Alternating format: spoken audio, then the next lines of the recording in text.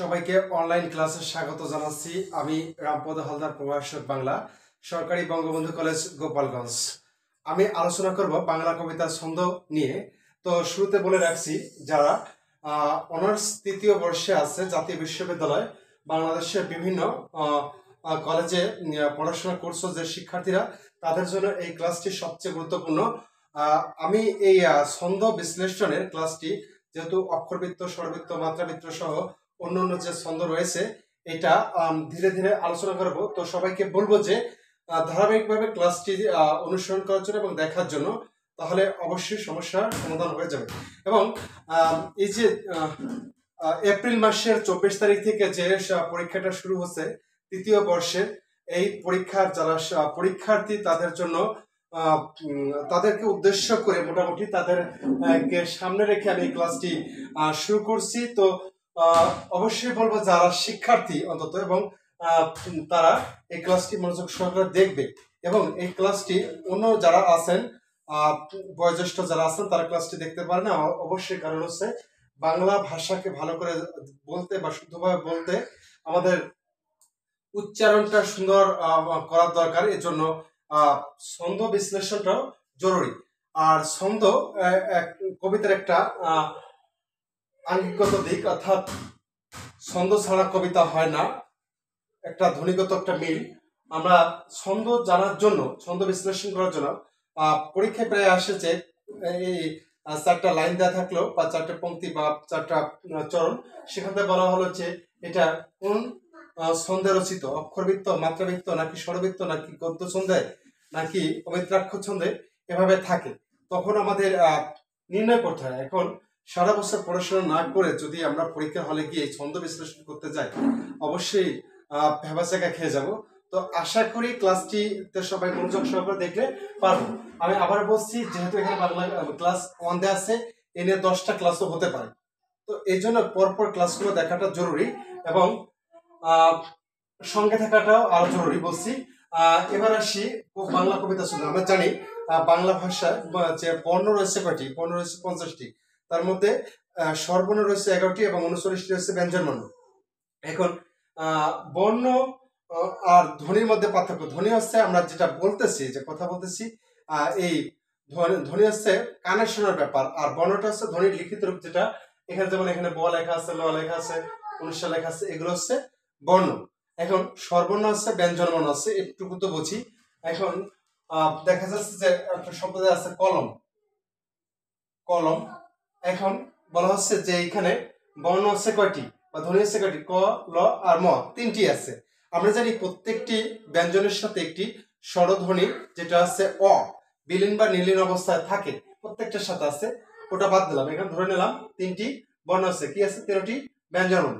এখন যদি বলা হচ্ছে এই শব্দটিতে কয়টি অক্ষর আছে, তাহলে অনেকে না বুঝে বলে যে 3টি অক্ষর আছে। অক্ষর এবং বর্ণ একই জিনিস নয়। অনেক সময় দুটো বর্ণের দুটো অক্ষর হতে পারে, বা 3টে বর্ণের 3টে অক্ষর হতে পারে, সেটা হচ্ছে আলাদা বিষয়। আমি এখানে যে বিষয়ে কথা বলবো সেটা হচ্ছে, এখানে দেখা যাচ্ছে ক, ল, ম, বর্ণ আছে 3টি বা ধ্বনি আছে 3টি। এখানে ক, ল, এখানে অক্ষর আছে 2টি। অর্থাৎ স্বল্পতম প্রয়াসে যতটুকু উচ্চারণ করা যায়, যতটুকু ধ্বনি উচ্চারণ করা যায়, সেইটুকু হচ্ছে কি অক্ষর। এখন কটা অনেকক্ষণ ধরে উচ্চারণ করা যায়, আর লম একসাথে উচ্চারণ করতে হয়। তাহলে এখানে হচ্ছে অক্ষর হচ্ছে 2টো আছে। এখন আমরা শিখবো আজকের ক্লাসে মেইন যে ফোকাসটা, সেটা হচ্ছে অক্ষর নিয়ে আলোচনা করবো।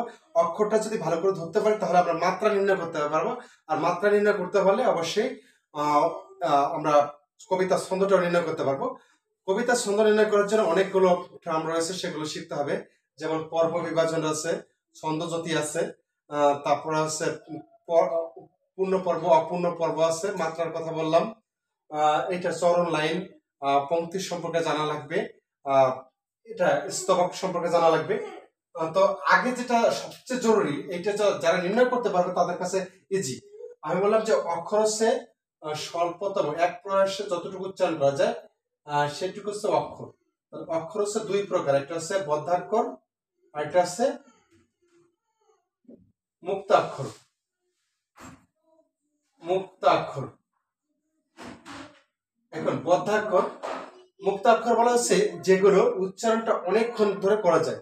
এখানে একটু লিখে রাখতে পারি যে অনেক ইচ্ছা মতো অর্থাৎ টেনে পড়া যায় বা টেনে উচ্চারণ করা যায়। এভাবে লিখে আমরা অনেকক্ষণ ধরে উচ্চারণ করা যায়, উচ্চারণ করা যায় মুক্তাক্ষর। আর বদ্ধাক্ষর যেটা হচ্ছে খুব অল্প সময়, খুব অল্প সময় উচ্চারণ করা যায়।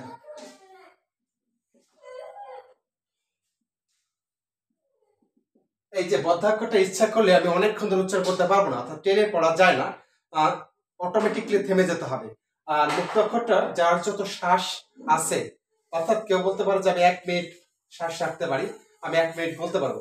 যেমন সা রে গা মা পা ধা নি, এই যে এইগুলো আছে স্বরলিপি, তো ওখানে আমরা জানি সা, এটা যার যতটা আছে দম আছে সে ততক্ষণ উচ্চারণ করতে পারে।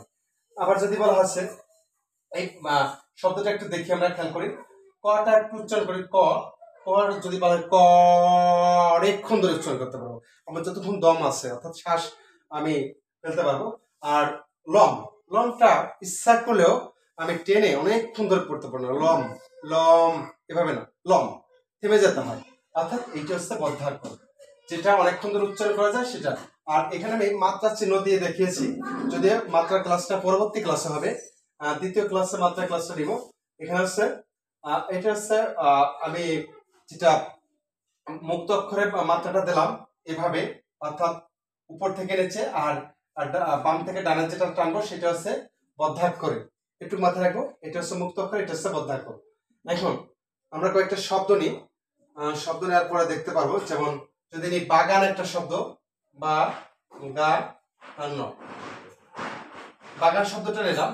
এখানে মুক্ত অক্ষর কোনটা? বা, ইচ্ছা করলে অনেকক্ষণ ধরে পড়া যায়, বা গান, গানটা ইচ্ছা করলে পড়া যায় না, এটা হচ্ছে বদ্ধাক্ষর বা গান। আমি যদি ইংরেজিতে এভাবে লিখি বা গান, এভাবে লিখি বা এতে লিখি, তখন এখানে আছে স্বর আছে, এখানে ভালো আছে কয়টা? দুটো, অর্থাৎ এই শব্দটায় দুটো অক্ষর রয়েছে। বাগান একটি শব্দ যেখানে আমি যদি ধ্বনি বা বর্ণ খুঁজি, ব একটা আছে, গ আছে, আবার ন আছে, আবার বয়ের সাথে কার চিহ্ন আছে, আকার, বয়ের সাথে আকার আছে, অর্থাৎ অনেক কিছু জড়া আছে। কিন্তু যদি ইংরেজিতে, এটা আমি জাস্ট ইংরেজিতে লিখলাম বা গান, এই যে লেখার পরে দুটো স্বরধ্বনি পেলাম, তাহলে এভাবে আমরা মনে করতে পারি যে দুটো আমরা অক্ষর আছে। এখানে আছে কয়টা অক্ষর আছে? দুটো। আর যেহেতু ইংরেজিতে যাওয়া লাগে না, বাংলা ভালো করে বুঝিয়ে দিলাম, বা গান। আমরা বা গা তারপর ন তো আলাদা করে বলি না, যেহেতু বাটা আলাদা বলি, গানটা পরে বলি, এই জন্য এখানে আছে দুটো অক্ষর, একটা আছে মুক্ত অক্ষর, একটা হচ্ছে বদ্ধাক্ষর, অর্থাৎ মুক্ত অক্ষর এবং বদ্ধাক্ষর। এবার আরো কয়েকটা শব্দ নিই, যেমন নিলাম নির্মল, নির্মল। আচ্ছা, নির্মল, নির হচ্ছে কি? নীর, অর্থাৎ নীরটা আগে নিলাম, নীর, তারপর মলটা পরে নিলাম। এখন এখানে নীর একটা, মল একটা, যদি ইংরেজিতে লিখতাম এরকম নির্মল, ভার্বটা একটা, দুটো, অর্থাৎ এই যে নির্মল শব্দটিতে অক্ষর রয়েছে দুটি, দুটি কি? বদ্ধাক্ষর। নির একটা বদ্ধাক্ষর, মল একটা বদ্ধাক্ষর। বদ্ধাক্ষর আমি বললাম বাম থেকে ডানে রেখা টেনে, রেখাংশ টেনে আমি দেখালাম। আর যেটা উপর নিচে টানটা আছে সেটা হচ্ছে মুক্তাক্ষর। মুক্তাক্ষর অনেকক্ষণ ধরে উচ্চারণ করা যায় ইচ্ছা মতো, আমার যতটুকু দম আছে। কিন্তু বদ্ধাক্ষর ইচ্ছা থাকা সত্ত্বেও পারবো না, তাহলে থেমে যেতে হবে। নির্মল, নির্মল, এতটুকু সময় লাগবে। এখন প্রথমে কাজ হচ্ছে ছন্দ বিশ্লেষণের জন্য যে আমাদের এই মুক্ত অক্ষর এবং বদ্ধাক্ষর চিনে নাও। অনেক কঠিন কঠিন শব্দ থাকতে পারে, সেখান থেকে বের করে নিতে হবে। আমরা আরো কয়েকটি শব্দ চেষ্টা করি, যেমন শক্তি, শক্তি। এখানে যদি এই শব্দটার উচ্চারণটা হচ্ছে এরকম, শক্তি, শক্তি, তাহলে শোক একসাথে বলতেছি, তিনটা আলাদা করে বলতেছি, শক্তি। আমরা জানি ইন্টারমিডিয়েট যে সিলেবাসটা রয়েছে বাংলা দ্বিতীয় পত্র, সেখানে যে এক দাগে যে প্রশ্নটা আসে, সেখানে হচ্ছে উচ্চারণের রীতি আসে, অর্থাৎ বাংলা শব্দের উচ্চারণ রীতি এ ধ্বনি অধ্বনি এটা আসে, অথবা অথবা এসে যে কোনো 8টি শব্দ থাকে, সেখান থেকে 5টি শব্দের উচ্চারণ লিখতে হয়। তো উচ্চারণ জানার ক্ষেত্রে, উচ্চারণ লেখার ক্ষেত্রেও আমাদের এই অক্ষরের ভূমিকাটা গুরুত্বপূর্ণ রয়েছে। তো যারা একাদশ ও দ্বাদশ শ্রেণীর শিক্ষার্থী রয়েছে তাদের জন্য এই ক্লাসটি খুবই গুরুত্বপূর্ণ, কারণ হচ্ছে অ্যাডমিশন টেস্ট, অর্থাৎ বিশ্ববিদ্যালয় ভর্তি পরীক্ষার সময় এই বলা হয় যেমন সোনাত্তরী কবিতাটি কোন ছন্দে রচিত, এবং অথবা একটা লাইন দিয়ে বলতে পারে এটা কোন ছন্দে লেখা আছে, তখন এটা লাগতে পারে। আর একটা বিষয় হচ্ছে উচ্চারণ, উচ্চারণ জানতে হলে এই মুক্ত অক্ষর বদ্ধাক্ষর সম্পর্কে জানা। তাহলে এখানে আছে শক্তি, শক্তি, শোক হচ্ছে কি একসাথে, এখানে যদি আমি লিখতাম শক্তি, তাহলে এখানে কয়টা পেলাম, এখানে সর্বর্ণ পেলাম হচ্ছে মানে ভায়াল পেয়েছি দুটো, তাহলে এখানে দুটো অক্ষর আছে, একটা হচ্ছে বদ্ধাক্ষর, একটা হচ্ছে মুক্ত অক্ষর। এখন বদ্ধাক্ষর সাধারণত দুটি বর্ণ নিয়ে গঠিত হয়, দুটি বর্ণের সমষ্টি সমন্বয়ে গঠিত হয়ে থাকে। আর মুক্ত অক্ষর সাধারণত বর্ণ থেকে একটা, যেটা বলছি যে হতে পারে ব্যঞ্জন বর্ণ, তার সাথে হয় কার চিহ্ন থাকবে অথবা নীলিন বা বিলীন বর্ণ হিসেবে অটা থেকে যায়। এবার আসি, যদি আত্মা শব্দটা লিখি, আত্মা, এটার উচ্চারণ হবে কি আত্মা, আত্মা, আত্মা শব্দটার উচ্চারণ, সঠিক উচ্চারণ হচ্ছে এইভাবে আত্মা। তাহলে এখানে আছে আত, এখানে আছে তা। আত হচ্ছে কি অনেকক্ষণ ধরে উচ্চারণ করা যায় না, আত, এটা হচ্ছে বদ্ধাক্ষর, আর তা হচ্ছে মুক্ত অক্ষর। এবার আসি, যদি আসে গোলাপ, গোলাপ, তখন কি দাঁড়ায় গো, এটা অনেকক্ষণ ধরে উচ্চারণ করা যায়, লাভটা একসাথে উচ্চারণ করতে হয়, লাভ, গোলাপ। যদি অতঃপর, অতঃপর, এটা সঠিক উচ্চারণ হচ্ছে অ তোপ, অতঃপর, অতঃপর। আচ্ছা, অতঃপর লিখলাম, তাহলে অ অনেকক্ষণ ধরে উচ্চারণ, অতঃপর বলি না, অতঃপরই বলি, অ তোপ, এখানে একটা, আর পর, পরটা একসাথে, অর্থাৎ অতঃপর শব্দটিতে এখানে বর্ণ দেখতে পাচ্ছি কি 1 2 বিসর্গ একটা কি বর্ণ, একটা, তারপর আছে 4 5, 5টা বর্ণ রয়েছে বা ধ্বনি রয়েছে, কিন্তু এখানে অক্ষর হচ্ছে কয়টি 1 2 3, অর্থাৎ একটা মুক্ত অক্ষর আর দুটো হচ্ছে বদ্ধাক্ষর। এই জিনিসটা নির্ণয় করতে হবে, যদি যারা উচ্চারণটা ভালো করতে পারবে তাদের কাছে ছন্দ বিশ্লেষণটা আরো বেশি সহজ হবে। আবার যারা ছন্দটা ভালো পারে তার উচ্চারণ ভালো পারে, একই কথা, অর্থাৎ এই অক্ষরটা যারা চিনতে পারে তাদের কাছে খুবই সহজ। যেমন দুঃখ শব্দটা লিখলাম, দুঃখ, উচ্চারণ কেমনে করি, দুঃখ, আচ্ছা দুঃখ, এখানে থেমে গেছি, দুঃখ, খোটা আলাদা করে উচ্চারণ করলাম। আচ্ছা, এখানে দুঃখ শব্দটি দুটি অক্ষর রয়েছে, একটি হচ্ছে বদ্ধাক্ষর আর একটা হচ্ছে মুক্তাক্ষর। বদ্ধাক্ষরটা কি হচ্ছে দুঃখ, আর খোটা হচ্ছে কি মুক্তাক্ষর। অতঃপর, অ হচ্ছে কি অ তোপ পর, অটা হচ্ছে মুক্তাক্ষর, তোপ হচ্ছে বদ্ধাক্ষর, পরটা হচ্ছে বদ্ধাক্ষর। আত তা, আত তা। যদি এখানে এখানে আমাদের যেহেতু ছন্দ বিশ্লেষণ, এই উচ্চারণ ভাবে দেখানো যাবে না, বা সাধারণত এইভাবে দেখাতে হয়, যদি কেউ এইভাবে দেখায় সমস্যা নেই, আত এইভাবে লিখতে হয়, আত তা, এইভাবে, এটা হচ্ছে ভালো উচ্চারণ। উচ্চারণ যেভাবে হয় এইভাবে আমরা দেখাতে পারি। আর যেহেতু কবিতায় ছন্দ বিশ্লেষণ করতে বলা হবে পরীক্ষায়, আমরা এভাবে আত তা এভাবে টানটা দিতে পারি।